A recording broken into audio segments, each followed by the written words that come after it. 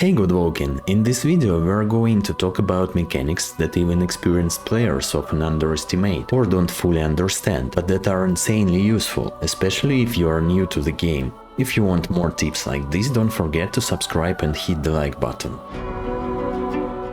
One of the important systems in Divinity is skill checks, and the game barely explains how they really work. Basically, whenever you interact with something, a spot on the map, a dialogue option or a locked door, the game silently checks one of your skills. Each check has a minimum requirement, but the most of the time you'll never see that number. And unlike Baldur's Gate 3, there is no randomness here. If you meet the requirement, you pass. If you don't, you fail. Let's start with wits. Wits checks happen during exploration. They let you notice hidden paths, traps, secret loot and environmental hints. What's important here is that every nearby party member rolls the check, not just one character. If you get hints from NPC, books or notes, the required wits value can actually be lower.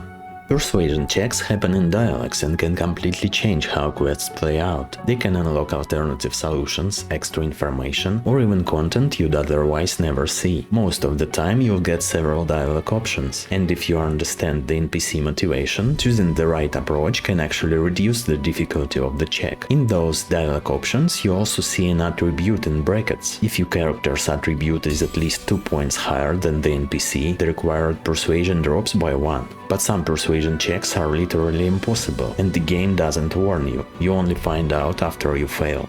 Also, the check always uses the character who started the dialogue, so don't spread persuasion across the party. Put it on your main character. It's also recommended to take pet pal on the same character, since you'll need persuasion for animal dialogues as well. And the final skill check is thievery. It's used for lockpicking and disarming traps. Lockpicking is the only case where you can see the required skill value, simply by examining a door or chest. In all cases, the check applies only to the character interacting with the object. Thievery is also used for stealing from NPC. The higher your thievery, the more items you can take. When you pickpocket someone, you are limited by either total weight or total value, and you can see both of these limits directly in the pickpocketing window, so it's usually better to prioritize high-value, low-weight items. If your target is surrounded by other NPC and you can't pickpocket them, you can lock those NPC in dialogue. They'll turn away from your target, giving you a clean window to steal. Keep in mind that you can only pickpocket each NPC once, so it's usually best to do this when your thievery is high, typically toward the end of Act 1 and Act 2. After that you can steal whenever it makes sense for you. One more important thing, after you steal from someone, they'll start actively looking for the thief. To avoid getting caught, it's usually enough to just move away for a short time. If you do get stopped, you'll get dialogue options, like convincing them it wasn't you, or letting them search your pockets.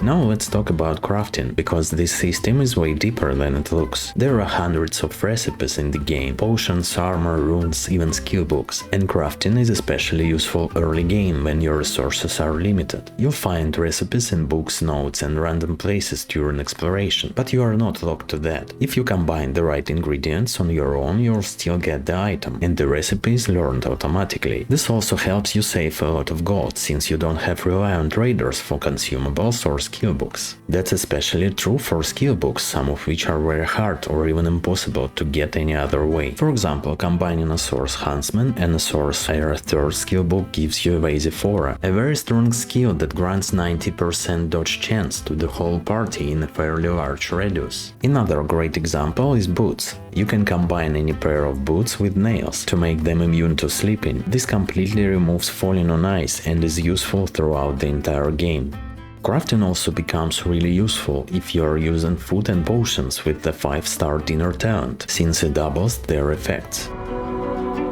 You can trade with almost any NPC in the game. Prices on both sides of the trade depend on two things: your bartering skill and the trader's attitude toward your character. Bartering is approved by investing points into the skill, and each point reduces prices by about 3.75%. So with 5 points invested you are getting almost a 19% discount. Attitude works a bit differently. In rare cases it can be increased by completing a quest for the trader, but most of the time you need to raise it manually. You can do this by giving the trader items or gold for free until their attitude reaches 100. On top of that, every point invested into persuasion automatically increases trader attitude by 5. At max attitude you get almost a 20% discount.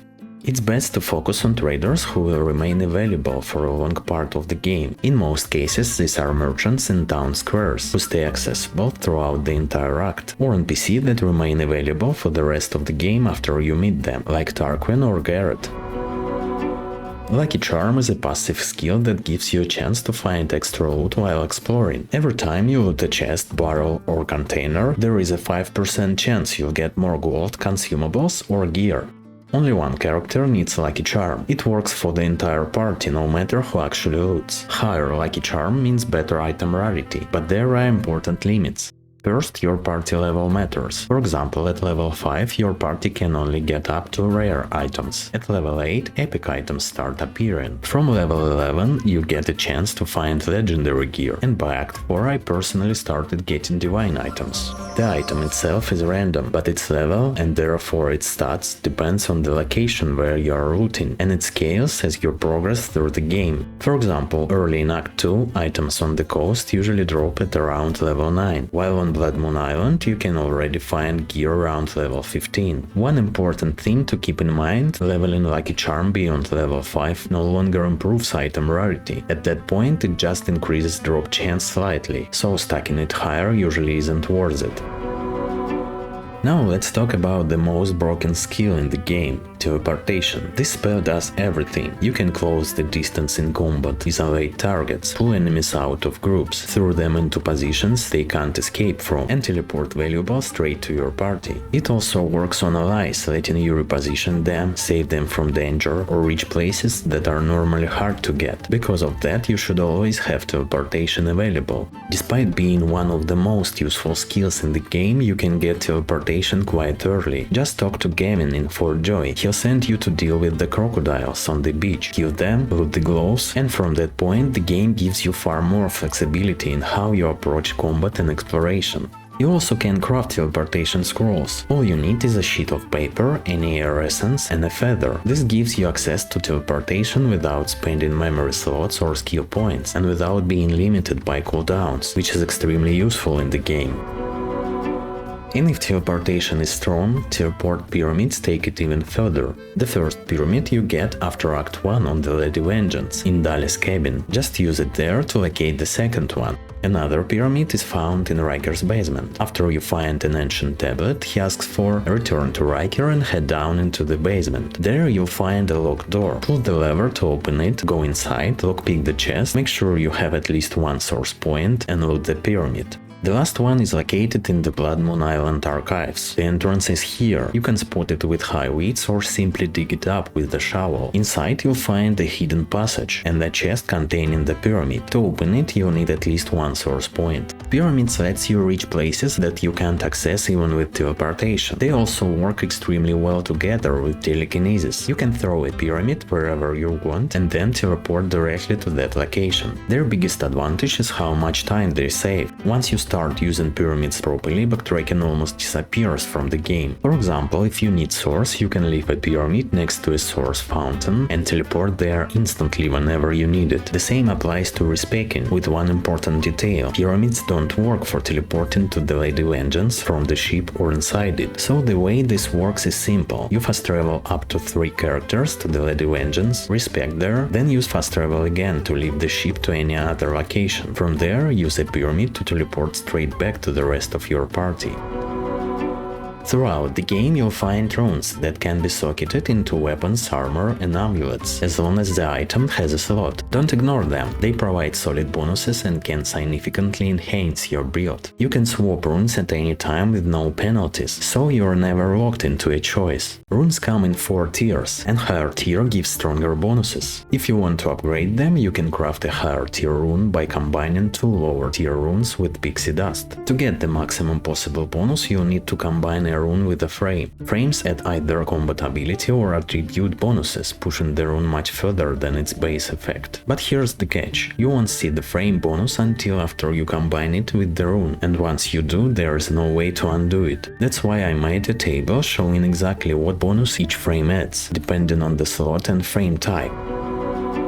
A lot of fights in Divinity start with dialogue, and that's a huge opportunity most players don't fully use. While character is locked in dialogue, time is effectively frozen for them. Buffs won't expire and nothing progresses until the fight actually begins. This gives you a lot of freedom. You can fully buff the character in dialogue, wait for cooldowns to reset, and reposition everyone before the first turn even starts. During this setup, you can take high ground, spread your party out, and prepare the battlefield. Set up surfaces like blood, water or oil to slow enemies before combat even begins. If the dialogue character started the conversation in a bad spot, you can simply teleport them to a better position before the fight starts. All of this preparation stacks heavily in your favor. Used properly, it can turn difficult encounters into very manageable ones.